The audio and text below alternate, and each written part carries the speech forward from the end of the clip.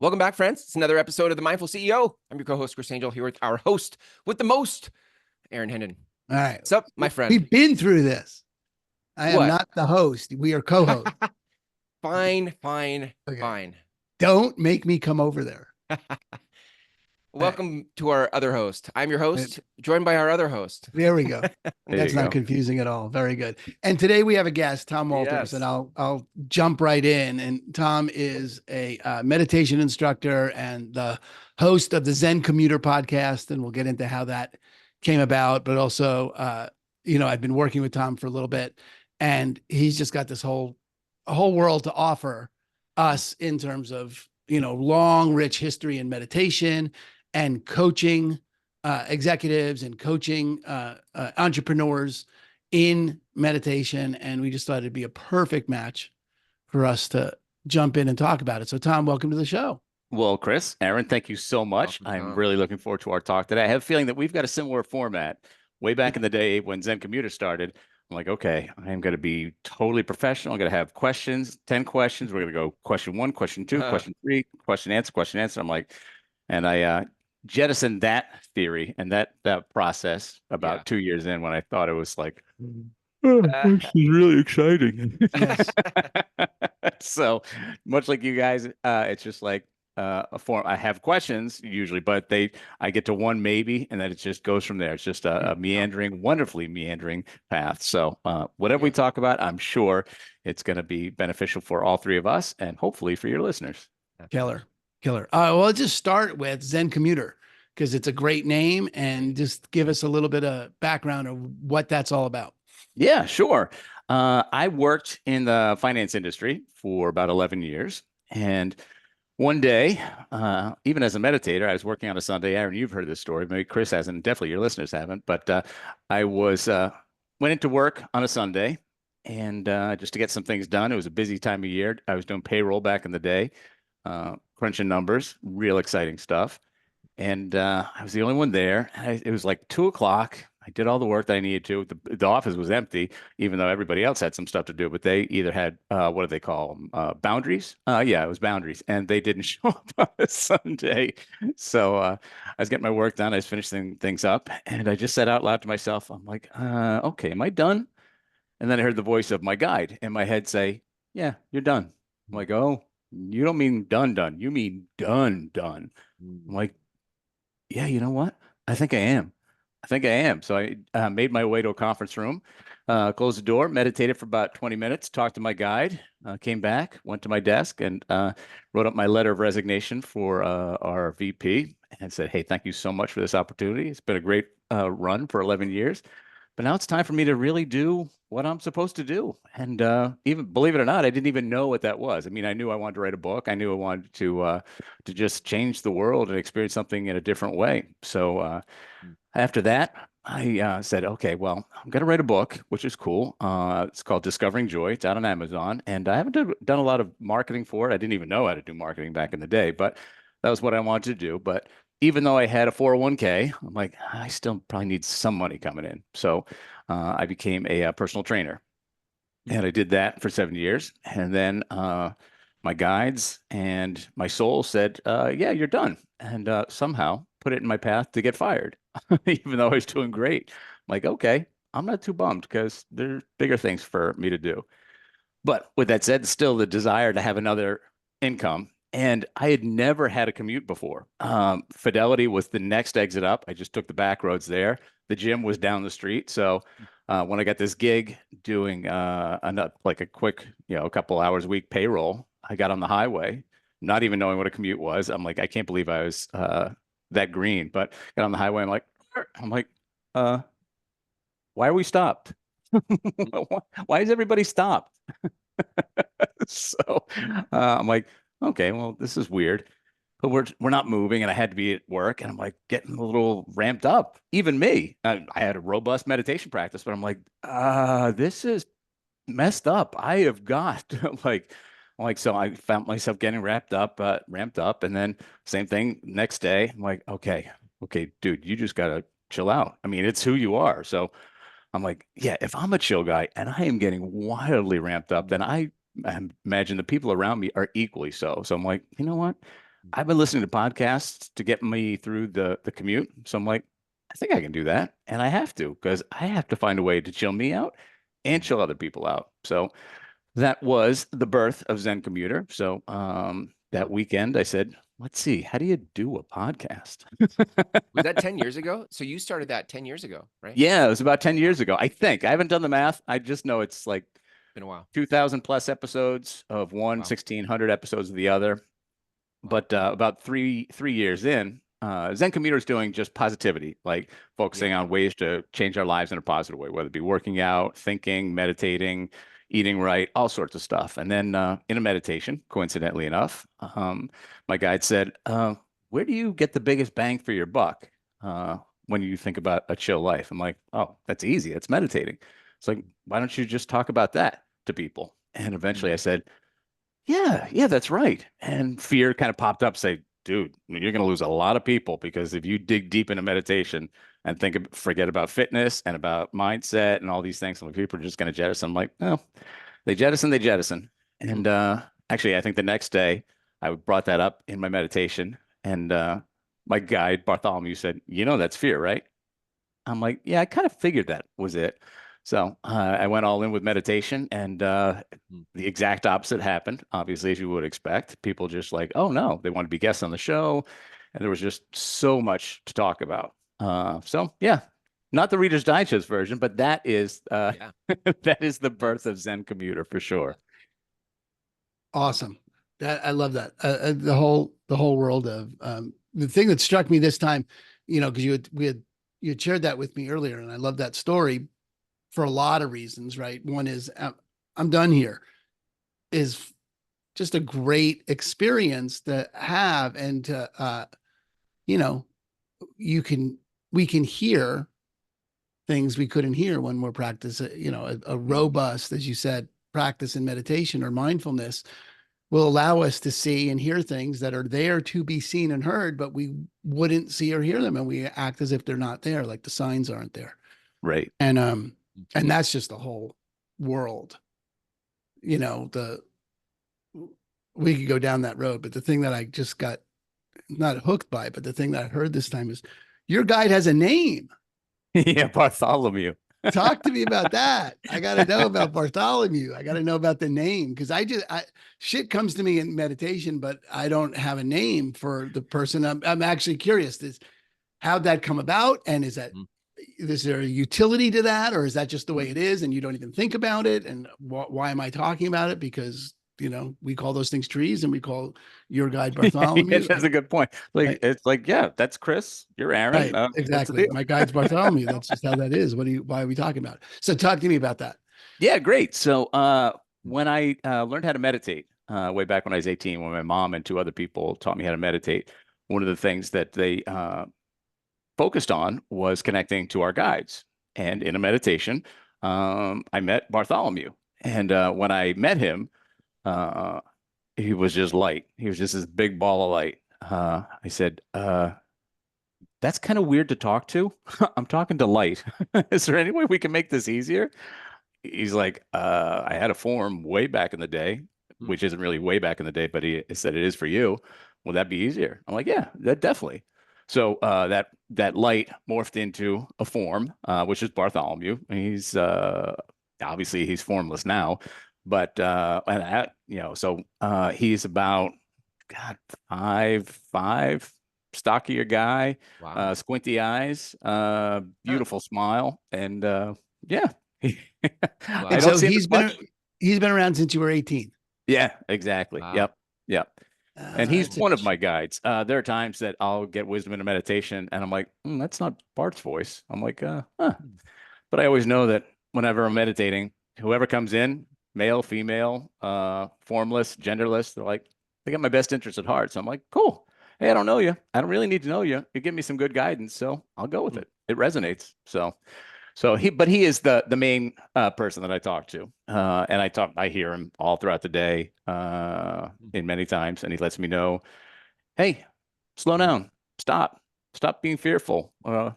Look at that person over there. Look at that smile. I'm like, oh, cool, yeah, thanks, buddy. Wow, that's awesome. Yeah. When you teach meditation, because that's your job now, which is Yeah. we could get into. But when you teach meditation, do you teach it from the context of it's connecting to guides and it's guide work? Not really, because and I don't want to put a label on it, but that's seemingly advanced, or maybe I put that judgment on it. But many of the times when I'm out working with with companies and CEOs, they are wildly pragmatic. They don't want any woo woo. They don't they don't like they don't want to know about reincarnation or guides or anything like. Yeah, we want our people to not be sick, and we want them to focus and stay off their phones. So, yeah. So when I teach in corporations and with CEOs, and usually it's just like, okay, you want to learn how to meditate so that you are focused. I can do that. Creative. Cool. Got that. And I may have mentioned this to you, Aaron, last time we were talking. I kind of love that because many times, most people, and you just said it at the beginning of the episode, is that people don't know a quiet mind. People don't know to be in this moment. So when I teach meditation and people do experience a quiet mind and the gaps and the wonderful gaps in the spaces, even though I'm teaching them about focus and attention and stress relief, invariably they'll come up to me after a session or after a talk and they're like, hey, can I just ask you a question? I'm like, yeah, sure. The other day I was meditating and I saw this face in my mind, or I felt like I was somewhere else. Like, is that crazy? I'm like, nope, not at all. Wow. You've never experienced a quiet mind. So your mind has never been allowed to do or experience or sense or see anything else. So now that you have it, those things quite possibly might happen with more regularity. And if you want to talk about that, we can definitely do that. So I feel like I'm under false pretenses. And then when I get there, I'm like, this is what I sign up for. Right. The work that I do. But initially, to your question, no, because, people at Fidelity and they're like, you talk to an imaginary friend? I'm like, no, not imaginary at all. But, but if that's your perception, then we're good. Right. I'll just focus on creativity and focus. Oh, that's so good. God, there's so much in that. First of all, it's an opening for me to look for a form, like not demand that there be a form there, but like to, which is weird for me to say it out loud because, hey, it's because it's fucking super woo. But besides that, with a capital W. Yeah, capital W. But we came out of the woo woo woods a year ago. We were like, okay, we're out of the closet on being woo woo. The woo closet. Yeah. Yes, the woo woo woods. But you definitely get the opportunity. If you're looking for something, you can find it. But then, as someone who loves Esther Hicks and Abraham, I'm already fucking clear that it's there for her. But I've always been like, not there for me. Was it my turn? Yeah, like I have had that thought. Like that would be. I keep having this fantasy of I'm going to go see her in July, and I have this fantasy of neat that they're I'm going to get descended upon, and and my business partner, Christine, has a intuitive woman that she works with that has spoken to my guides. And I was going to say they're there. Yeah. And I just haven't been open to contacting them personally, like being available for them. And now that you said what you just said, I'm just left with, well, that's dumb. They're there and I'm sitting there quiet anyway. And they're bringing me stuff. Like this morning, I forgot you were coming and I was like, okay, Chris, I got the subject for the call. I got the prompt and maybe we'll get into it, but because something came to me in the meditation and, but I just haven't put in the context of a guide. I don't even, it may be valuable, it may not be valuable to do that, but I had just not done it. And that your description of Bartholomew is killer. It opens up that whole world of a possibility that there's connecting to a guide that way.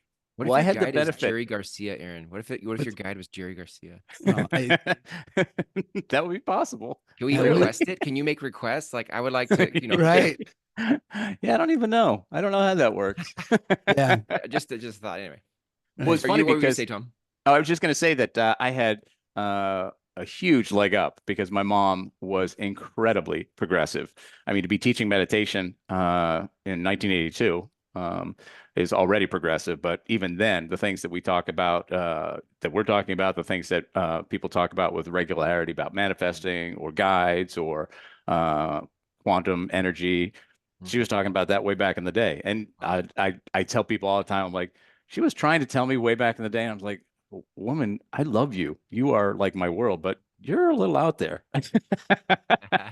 And then, of course, I come to find out, I'm like, oh, thank you for being patient, Mom. You you knew those seeds would sprout sooner or later. So yeah. So I had the benefit of a mom that was progressive. My dad was as well, but he said he became more progressive, having been married to my mom. But I bring that up because if we're thinking about guides and spirituality, from close to day one, that was like a reality for me. So I didn't have to work through conditioning to get me to a place of receptivity. So when I think about you, Aaron, and your guys, for years, maybe you've been told like, yeah, that's woo-woo, that's weird, that's not possible. That's so a part of your brain must be saying, okay, whether you're not open because conditioning, society has conditioned you to say, yep, nope, you can think that, but you are batshit crazy if you do. So I wouldn't. So there might be that block, but it seems like things are opening up because you're getting messages. Obviously, you just haven't been able to put a name to the face. And to be honest with you, I'm thankful that I know air quotes what he looks like, but the voice, the messages that I get all the time, I don't. They're mostly auditory. Yeah. And as I mentioned before, sometimes it's him, sometimes it's somebody else. Sometimes many times it's my mom still. I mean, she passed away 7 years ago, but we talk frequently. And sometimes it's just my higher self. And I have to do an episode. In fact, it's on my list to do an episode of decoding the voices that you hear in a meditation. Because somebody asked me that in a podcast before. They said, "How do you know it's Bart?" I'm like, "How do you know your wife's voice?" She's like, "I kind of just do." I'm like, it's kind of the same way. So, it resonates with me in some level in my whole being. In my head, it's not that conscious, but I definitely know Bart's voice. I know my higher voice, and I even know the inner voice of my inner dialogue that says, "Should you be doing that?" I'm like, "Nice try to trying to slip that in. I know who you are. Your fear. Thanks for trying to keep me safe, but I got this. We're good." So yeah, I know the voices, but mostly it's Bart and my mom for right now. I love that. It's good, Chris. I feel like I'm dominating here, so I want to give you space to. I mean, I didn't want to say anything out loud, but thanks for acknowledging that. Well, you are co-host after all. Yeah, I'm the second chair. I mean, I'm kind of mesmerized by this conversation. I feel like there's a piece of me that's always been interested in the mystical side of things. I think even that's somewhat human nature. I feel like people are interested in tarot readings or parlor tricks at a party. Like do that, David Blaine, do that crazy thing I can't explain, like right. And I think we're interested in the spiritual and energetic side of things, even more so if you're into mindfulness. Right.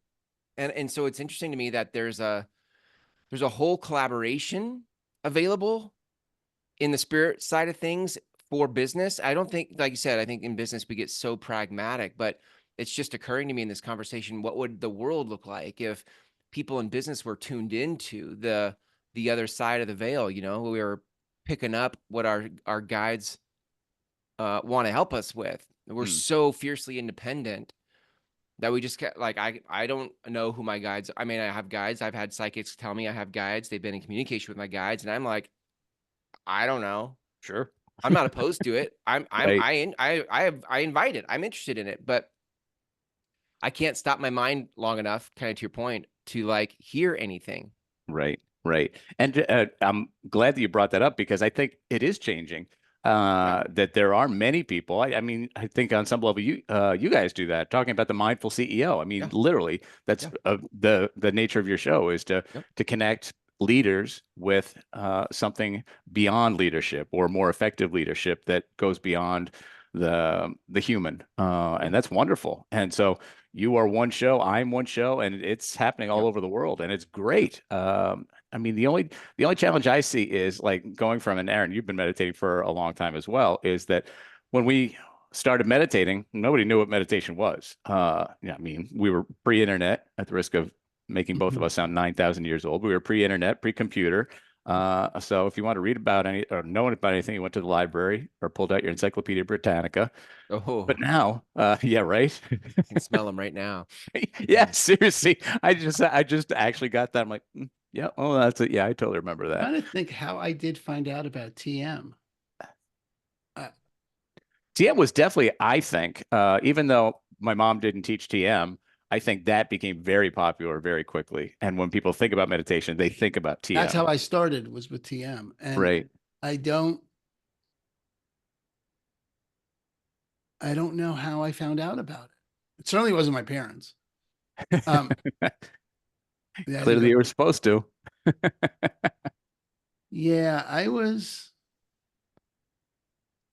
18, I guess. My brother was already working in the city. So maybe I was 19. And which means I had already been a deadhead for 3 or 4 years. So I'm no doubt that I had gotten to it through that psychedelic world, that alternative, you know, Siddhartha, Alan Watts, you know, I was tapped, but I'm just, you know, that whole pre-internet thing is so fucking wild. You know, I'm just, we used to go on tour and bands would go on tour with no cell phone and a fucking map, and you would drive from city to city and your van would show up and, you know, there'd be a gig or there wouldn't. And how did anyone find out about anything? How did we find out about anything? How did anyone know about anything? Right. We did. We found out about shit. Right. I mean, the radio, I guess. Well, yeah. One of the things I get in my meditation a lot too is that I was born right when I was supposed to be born. You know, obviously, if I was born in 1620s, I wouldn't be talking to you. I'd be burned at the stake a long time ago, clearly. But like the fact that I was like, cool. You know, I think I may have told you this, Aaron. Like, if somebody told me when I was 18, like, you know what you're going to do for a job? You're going to teach meditation, and your voice is going to be heard all around the world. Be like, whew, I didn't hang around with a lot of stoners, but what have you been smoking? And I'm like, that's not going to happen. That'll never happen. I don't even know what you're talking about. And when I think about my life, I mean, just talking with you guys in the places you are, Mike, and my voice is heard all around the world. I'm like, wow, that is wild. And all the things that happened pre-internet brought me to where I'm supposed to be here. And I talk about that in my meditation journey all the time when I'm talking about stress relief and people having all these challenges with anxiety and worry. And like, I'm like, I can't take away your worry. I can help you take away your worry. But it always kind of, I wouldn't say it bothers me, but when I hear people say, man, I'd give anything to be 28 again or in high school again, I'm like, oh, hell no. I would never want to go through that again.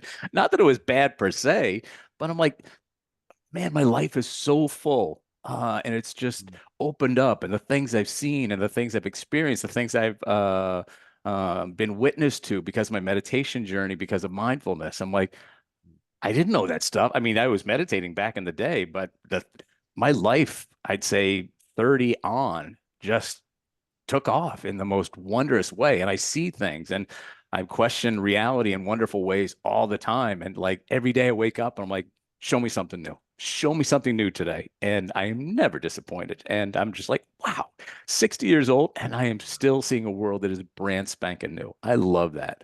That's the thing I was referring to, like that. I think sometimes when we're pragmatic in business, we kind of get super focused, and we like, Aaron, you know, that one of the 7 tenets of mindfulness, a beginner's mind, you know, that you could wake up every day and be like, this is exciting. Like, what's waiting for me? But I can go back just in the last year and look at days I wake up feeling a total weight and a heaviness to Yeah, responsibility and obligation and production. And, you know, it's just to be able to have a neural pathway to something, a new normal, a new way of like how you wake up and experience the world, which is available through mindfulness, through meditation, through the things we're talking about, through relationship to the spirit.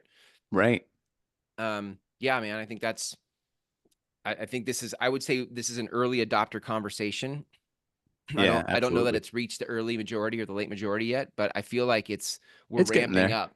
Yeah. Well, even if you just go back to the guide thing for a second, because I think, you start talking about guides, you're losing people, right? I mean, there's a certain number of people that are like, that just confirms all their, you know, fears about what meditation is and its Right. utility to a CEO or its utility to a salesperson is, all right, am I gonna, I mean, I had my financial advisor was like, I thought, I've been watching your posts and I'm waiting for you to sell your shit and become a monk. I'm like, okay, you're halfway there with the haircut. I know. Well, look at us. This is like, okay, this is the 3 old bald white guy fucking podcast right Right. here. This is just like, Exactly.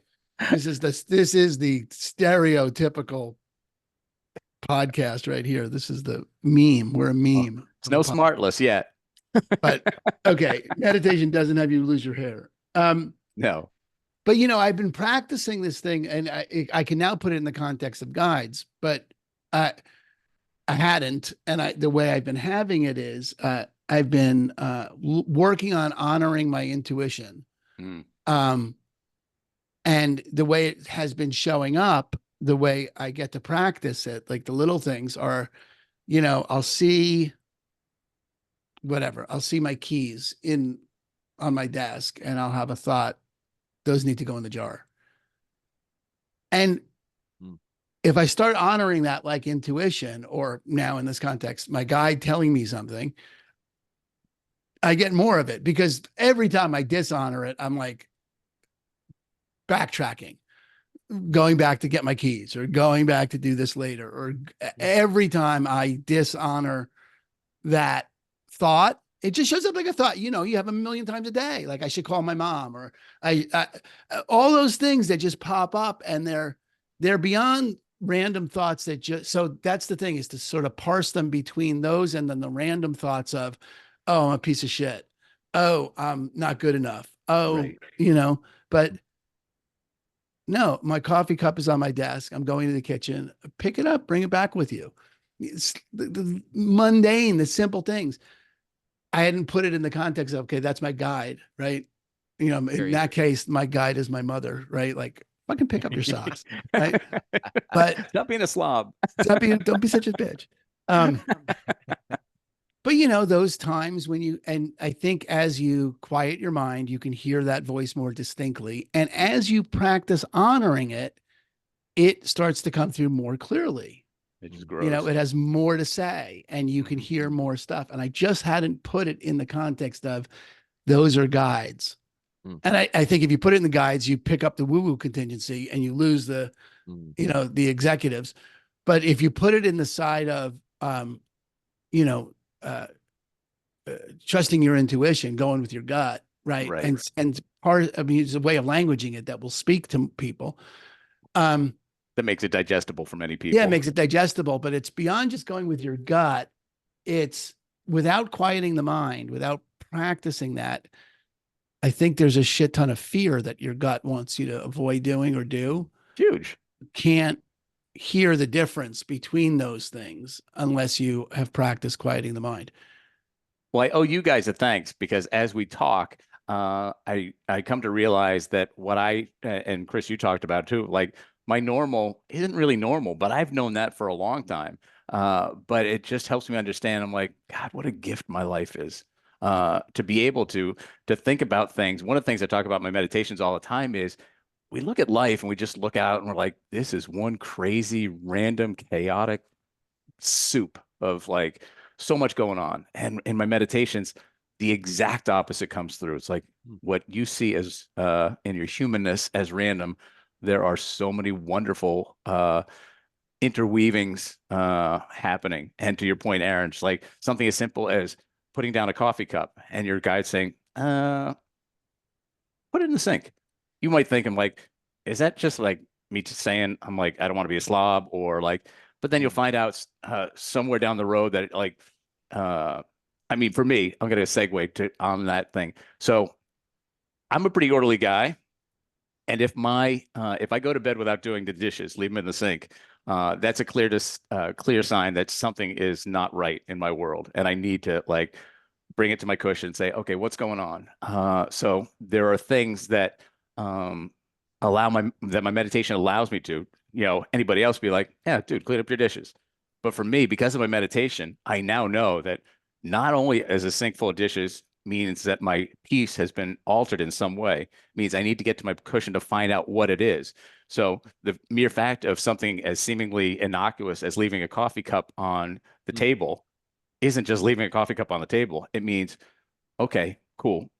Something in your life is off, and your meditation is going to do that. Anybody else be like, oh, you just didn't feel like putting your coffee cup in the sink or washing it. No worries.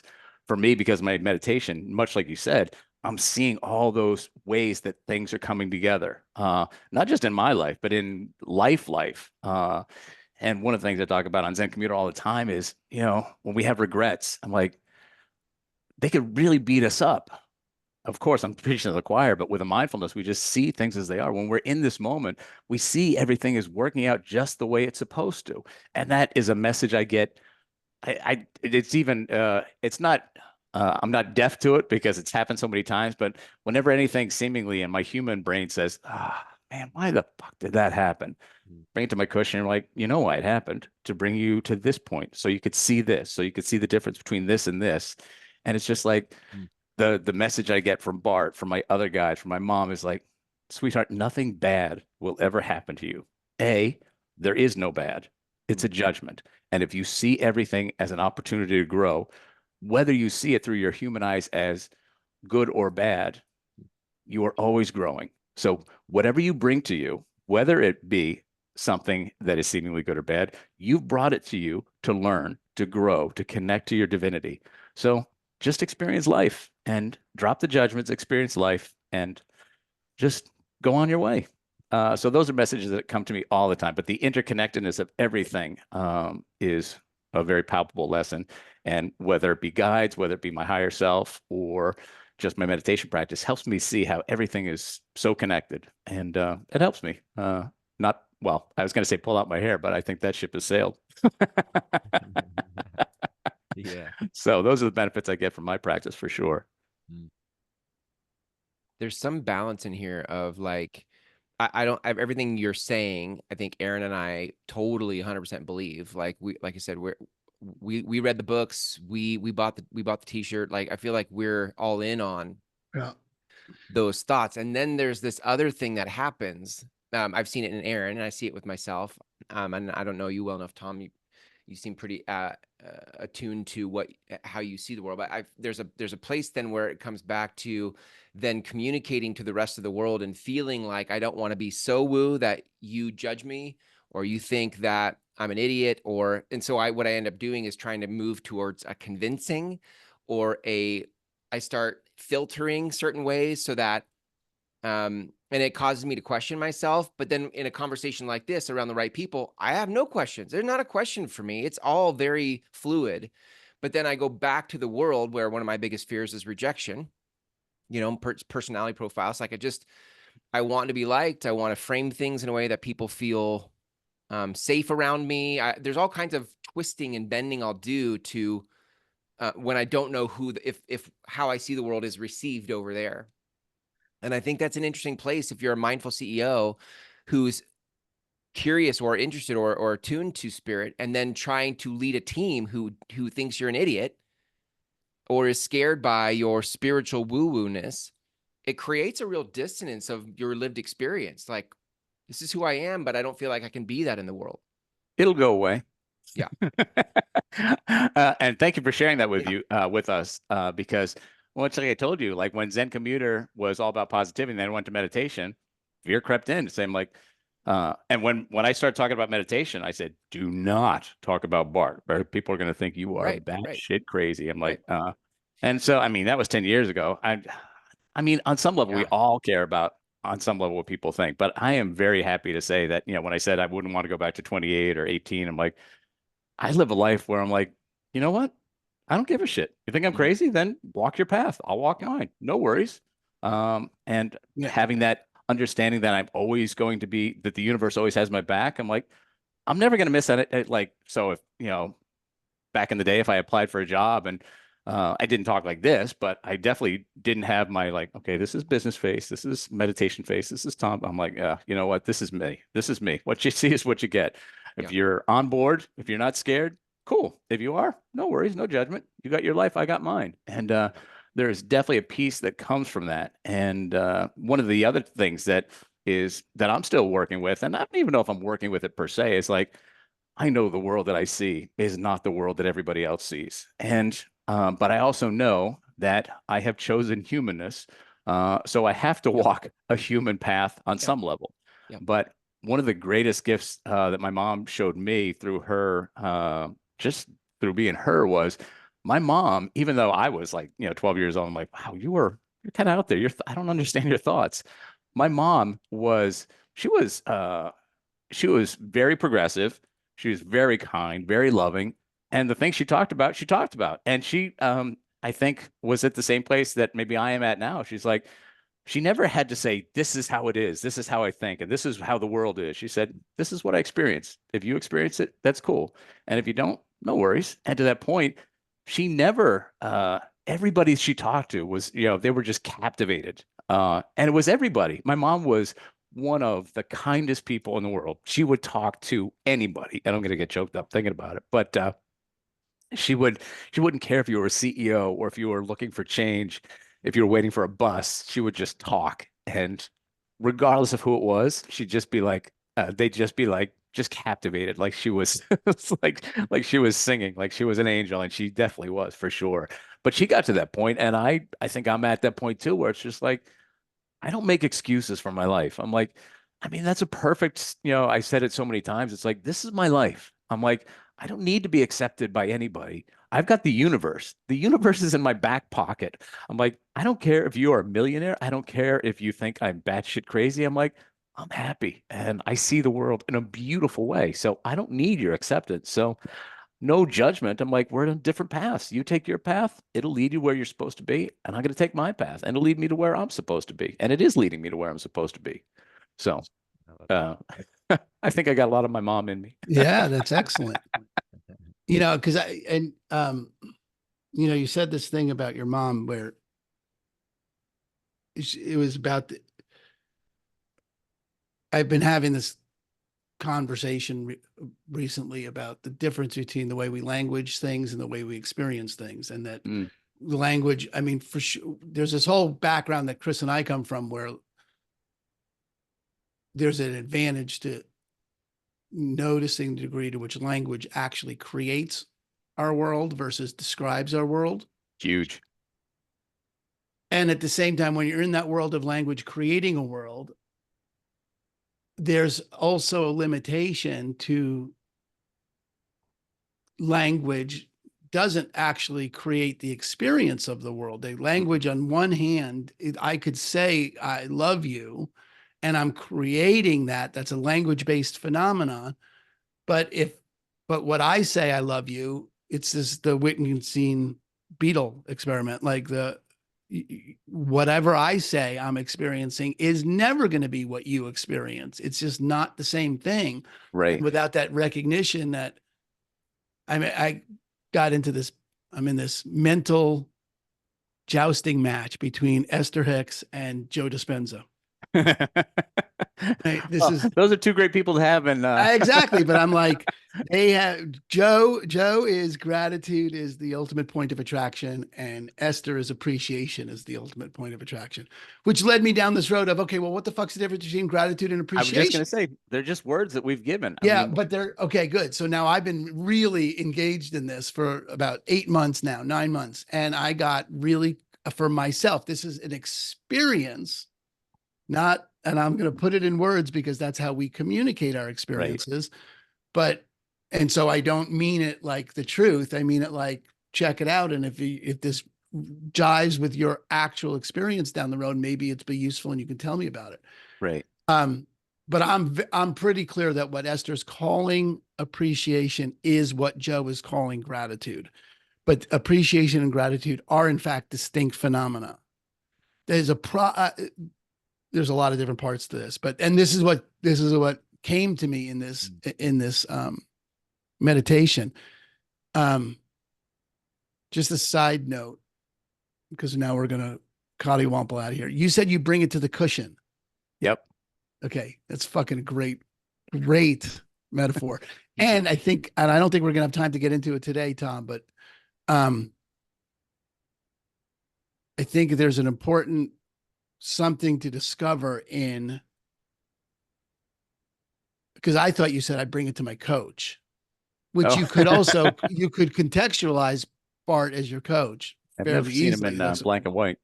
Right. Okay. But that, you know, one of my big things is don't fucking talk to yourself about what you can do or can't do. Get a coach, get someone outside of you that can do that. And taking it to the cushion looks a little bit like you're talking to yourself. But if you're really clear, you're not talking to yourself, you're talking to yourself. That's a whole nother show. I was just going to say, we will definitely have to either we can talk about it on Zen Commuter or have me back. But okay, yeah. Good. That would be a great one for Zen. Okay, great. There's the prompt for Zen Commuter. There you go. But this world between appreciation and gratitude, it's because it struck me one day while standing at the Dale Chihuly Museum in Seattle. And do you know who Dale Chihuly is? I'm not familiar with the name. Glass artist, like cool. Like the Jimi Hendrix of glass art. Oh, wow. Like, I think I might have to check this out. Like, yeah, just like not like doesn't mind blowing, and not glass blowing. Yeah, fucking mind blowing. And I was standing there, and I had this deep experience of appreciation for it, but no experience of gratitude for it. But really appreciation, deep appreciation. And I can see Esther's point that appreciation is easier to get to than gratitude. That appreciation is available in places where gratitude may not be. And you can have appreciation without gratitude, but you can't have gratitude without appreciation. It doesn't go backwards. Appreciation leads toward gratitude. Gratitude, if you don't have appreciation, and then this whole thing came to me, this whole little flow chart. I made this for my class that I'm teaching, but it goes awareness. This whole thing just clicked. Right? This is from my guides. Awareness, acceptance, appreciation. And then there's this like humility, awe piece, humility/awe, and then gratitude.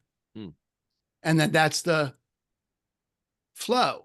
It starts with awareness, which is huge, which is what we teach. That's meditation. And then acceptance, which without acceptance, you don't get to appreciation. And a lot of times we get stuck in accepting these things as they are. Right. But once you're aware of it and you accept it, you then have the opportunity to appreciate what's happening. And if you appreciate it deeply enough, and if you're really standing there and you are truly dealing with the thing from appreciation, I think what shows up, it's a very sort of easy path to this thing of awe or humility, where you are the degree to which it becomes an honor for you to be in the presence of that which you're appreciating begins to arise.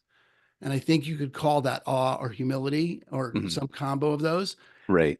That then leads to an experience that we've labeled gratitude.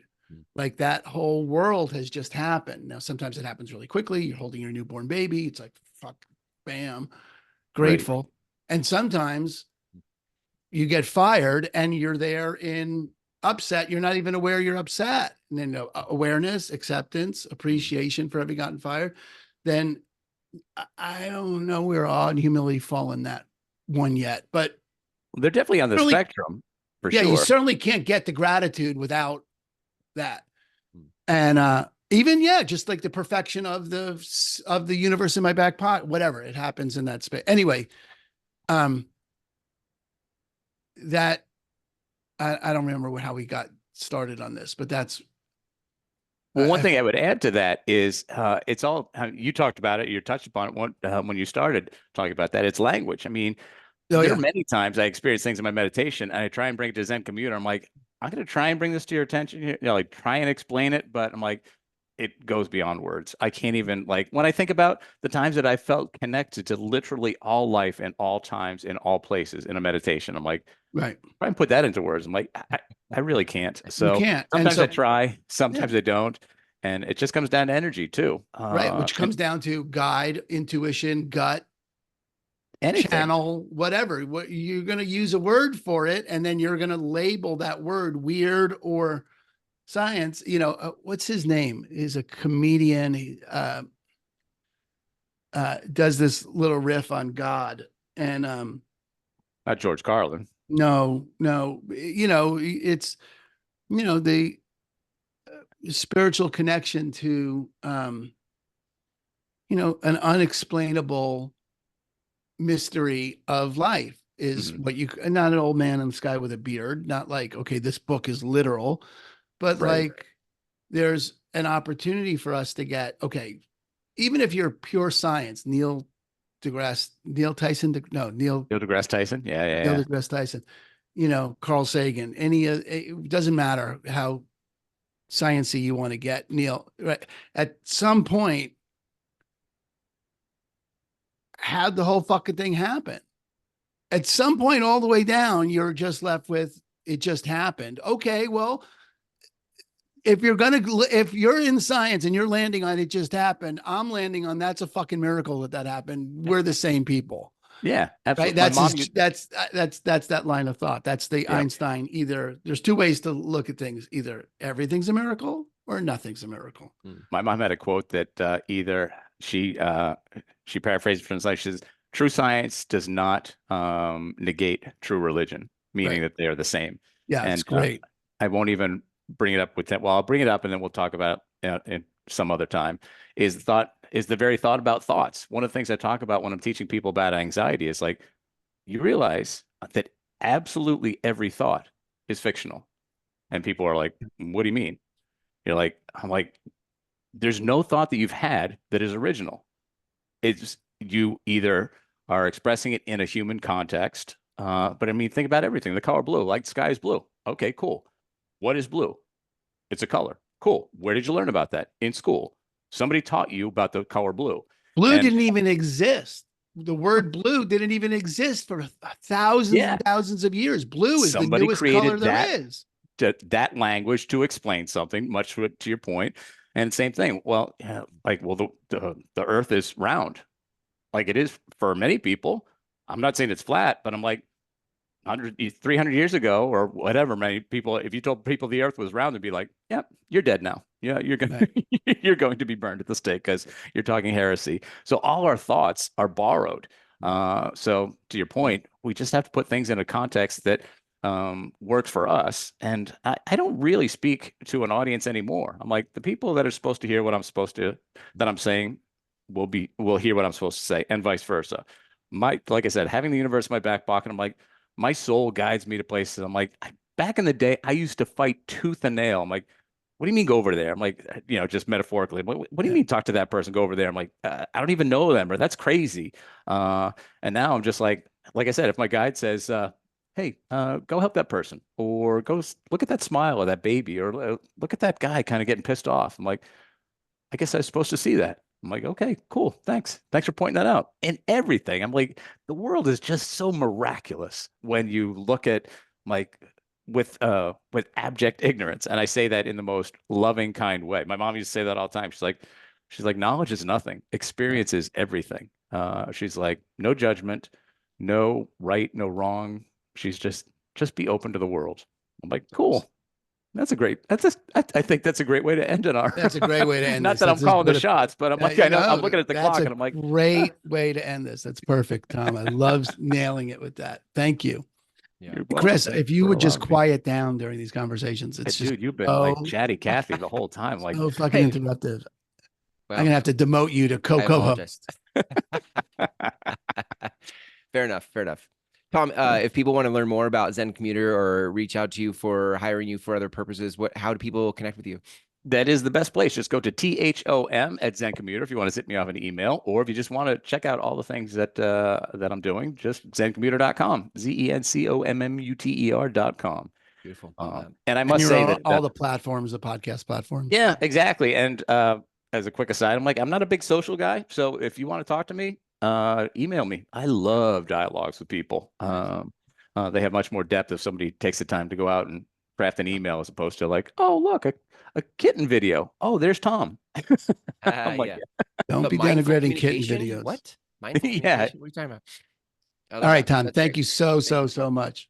Thanks, everybody, for being here. Yeah, it was a great joy. So thank you guys. I really enjoyed it immensely. Nice. All right, Aaron. Peace. We'll see you next time.